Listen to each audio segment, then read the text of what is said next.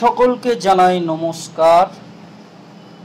উনি জল দিয়ে হাতটা ধুয়ে নিচ্ছে, আমি ভাত দিলাম,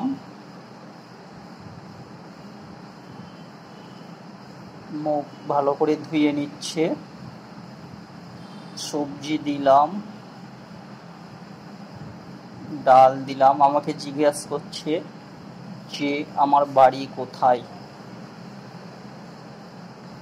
জল দিলাম,